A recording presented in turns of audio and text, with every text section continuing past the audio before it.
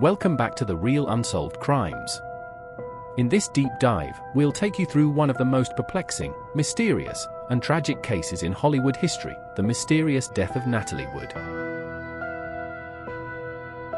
A starlet who captivated the world with her beauty and talent, Natalie Wood's life ended in a haunting and enigmatic way, leaving behind questions that would linger for decades. On November 29, 1981, Natalie Wood, star of classics like West Side Story and Rebel Without a Cause, was found dead in the cold, dark waters off Catalina Island, just miles away from the very yacht where she had spent the night with her husband and a co-star. But what exactly happened that night? Was it an accident? Or was it something far more sinister? In this episode, we will attempt to peel back the layers of this enduring mystery. We will explore every detail, from the last hours of Natalie Wood's life to the suspicious actions of those closest to her. The case remains unsolved, and the questions are still just as haunting as they were on that fateful night. So sit back, and let's dive deep into the mysterious death of Natalie Wood. It was a night like any other in Hollywood's long history of excess and glamour. On the evening of November 28, 1981, Natalie Wood, her husband Robert Wagner, and actor Christopher Walken boarded Wagner's yacht, Splendor, for a weekend getaway to Catalina Island, the private paradise just a short distance from Los Angeles. Wood, at 43, was a Hollywood legend. She had been the face of American cinema in the 1950s and early 60s, starring in Miracle on 34th Street, West Side Story, Rebel Without a Cause, and many other iconic films. Her career had made her a household name, and she was beloved by fans around the world. But her personal life was far from the picture-perfect image her publicist had worked to maintain. Behind the scenes, Wood's marriage to Robert Wagner was filled with tension and drama. The two had married young, divorced, and then reunited in 1972, a union fraught with jealousy, infidelity, and emotional turbulence. Wagner, who was known for his charm, also had a temper, one that would play a significant role in what transpired that night. As the night of November 28 stretched into the early hours of the 29th, the trio had dinner and shared drinks.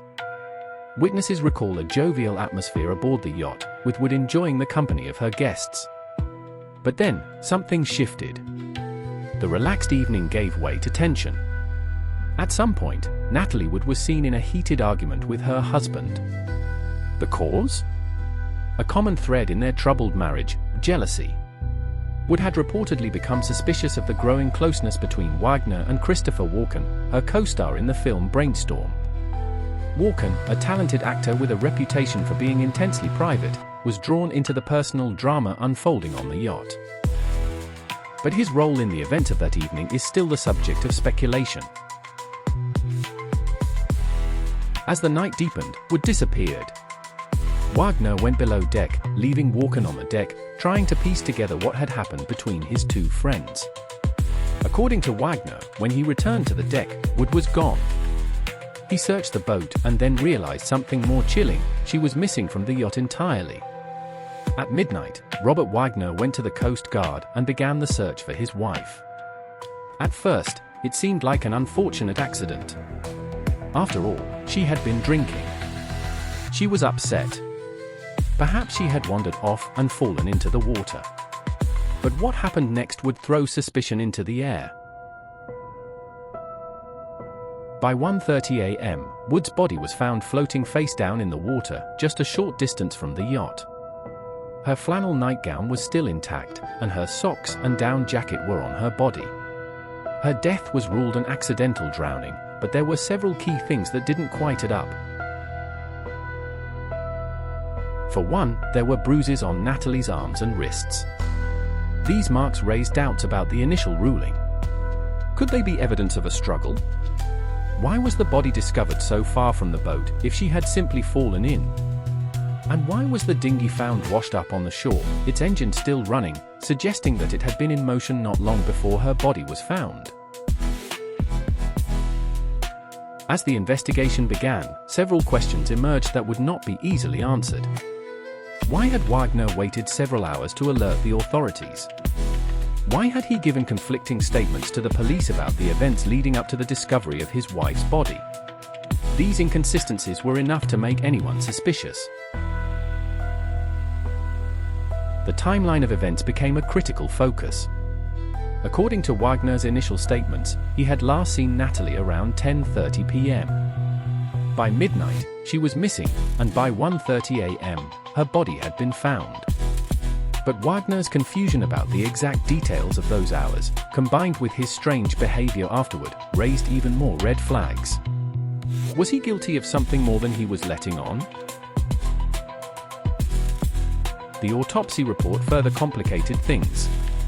While the report ruled her death as an accidental drowning, it also mentioned alcohol consumption and prescription drugs in her system. Was it possible she had accidentally fallen overboard, drunk and disoriented, unable to swim back to safety? Or was she pushed? Over the years, numerous theories have emerged surrounding Natalie Wood's death.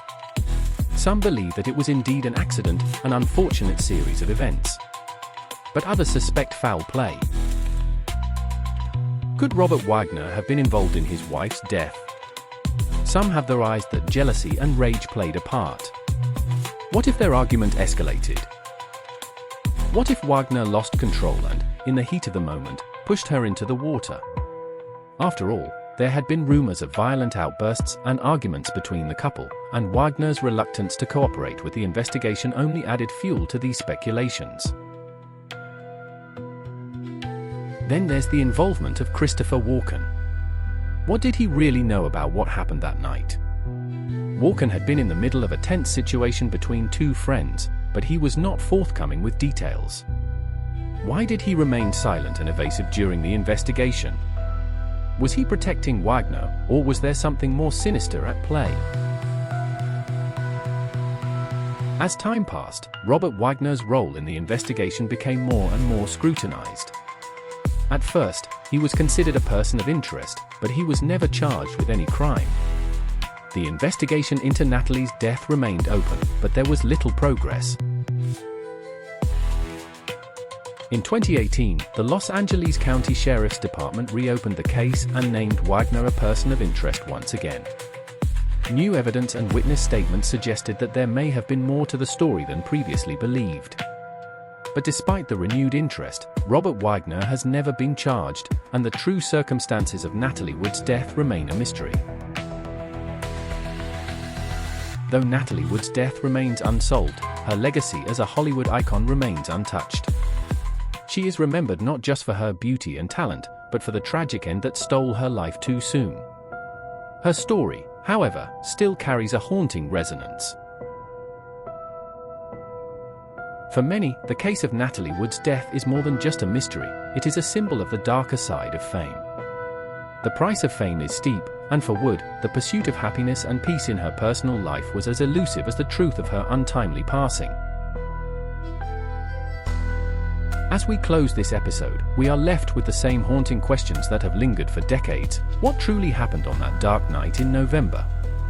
Was it an accident, a fatal mistake, or something more sinister?